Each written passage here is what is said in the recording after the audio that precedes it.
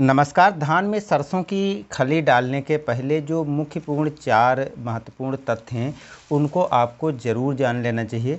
यदि आप सरसों की खली डालते हैं धान की फसल में, तो निश्चित ही इसका फ़ायदा होता है, लेकिन कुछ ऐसी जानकारी के अभाव में इसका प्रयोग करने के बाद आपको धान की फसल में फ़ायदे तो मिलते हैं, लेकिन इसकी जगह पर आपको साथ में नुकसान भी देखने को मिलता है।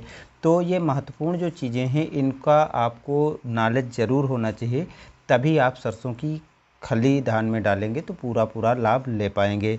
तो पहली चीज़ दोस्तों, सरसों की खली की कितनी मात्रा हमको डालना चाहिए, किस समय से डालना चाहिए और किन तरीक़ों से डालने चाहिए, इसके फ़ायदे क्या हैं और खली डालने से क्या नुकसान धान की फसल को हो सकता है और जो नुकसान हो सकता है उससे हम कैसे बचा सकते हैं। तो ये 4-5 महत्वपूर्ण चीज़ों को आपको ध्यान में रखना है और तभी आप सरसों की खली को यदि अपने धान की फसल में डालेंगे तो पूरा फ़ायदा मिल पाएगा।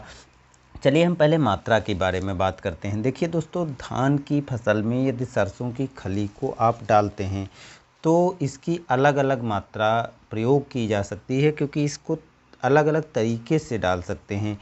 तो अलग-अलग तरीके से मतलब इसकी आप सीधी बुआई भी कर सकते हैं, जैसे धान की रोपाई किया, रोपाई करने के तुरंत बाद या 10 दिन के बाद या बाद में कभी भी इसको आप सीधे खेत में डाल सकते हैं। मात्रा आपको डालनी है सीधी बुआई में, वो 16 से 20 किलोग्राम प्रति एकड़ आपको देनी रहेगी और इसको आप पाउडर की तरह पीस भी सकते हैं। यदि आप इसकी पिसाई कर लेते हैं तब भी आपको डालने में थोड़ी आसानी रहेगी। बस पिसाई करने से फ़ायदा ये रहेगा कि यदि आप डीएपी के साथ, एनपीके के साथ या सिंगल सुपर फास्फेट या अन्य कोई उर्वरक के साथ मिलाकर देना चाहते हैं तो आसानी से उसके साथ मिला करके दिया जा सकता है। मात्रा आपकी 16 से 20 किलोग्राम ही रहेगी, लेकिन यूरिया के साथ आपको मिलाकर नहीं देना है। इसके पीछे कारण क्या है वो हम दोस्तों बाद में आपको लास्ट तक बता देंगे।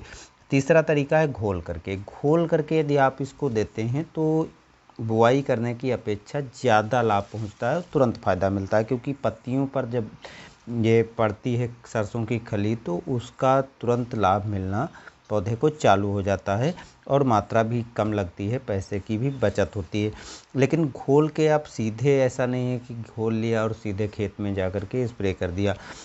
आपको इसका 3 से 5 किलोग्राम खली ले लेना है और इसको किसी प्लास्टिक की बाल्टी में डाल करके घोल तैयार कर लेना है और जब ये 4 से 5 दिन हो जाए तो 4 से 5 दिन के बाद जो है इसका घोल निकाल करके और छान करके बढ़िया से और फिर आप स्प्रे कर दीजिए तो पूरा फ़ायदा मिलेगा। स्प्रे आप किसी कीटनाशक को यदि साथ में देना चाहते हैं तो आसानी से दे सकते हैं। फफूंदनाशक को मिला करके ज़रूर देना चाहिए, चाहे आप बुआई कर रहे हों चाहे आप स्प्रे कर रहे हों, फफूंदनाशक इसके साथ में ज़रूर मिलाना चाहिए। अब थोड़ा फ़ायदे के बारे में बात करते हैं दोस्तों। फ़ायदा इससे काफ़ी बढ़िया होता है, क्योंकि सरसों की खली में जो पोषक तत्व मौजूद होते हैं उसके कारण इसका बेनिफिट धान की फसल में काफ़ी अच्छा मिलता है, क्योंकि इसमें नाइट्रोजन, फास्फोरस और पोटास जैसे तत्व के साथ साथ calcium, potassium, magnesium, amino acid जैसे सूक्ष्म तत्व भी पाए जाते हैं। इसमें जो है ये जो पोषक तत्व पाए जाते हैं ये धान की फसल को काफ़ी बढ़िया से फ़ायदा पहुंचाते हैं, जिसका प्रयोग आप ग्रोथ प्रमोटर के रूप में या उर्वरक के रूप में आसानी से कर सकते हैं। इसमें पोषक तत्वों की मात्रा की बात की जाए तो नाइट्रोजन 5% तक आपको मिल जाता है और फास्फोरस लगभग 2% मिल जाती है और पोटास लगभग 1% से ऊपर मिल जाती है। तो इसको स्प्रे करके आप बढ़िया से फ़ायदा ले सकते हैं या बुआई करके भी अच्छा फ़ायदा लिया जा सकता है। पोषक तत्वों की जब पूर्ति हो जाती है तो कल्लों की ब्रांच जो है, नई शाखाएँ जिसको हम कह सकते हैं कि कल्लों का अधिक फुटाव होना चालू हो जाता है। इसके अतिरिक्त जड़ जो होती है, जड़ का विकास भी काफ़ी अच्छे से होता है।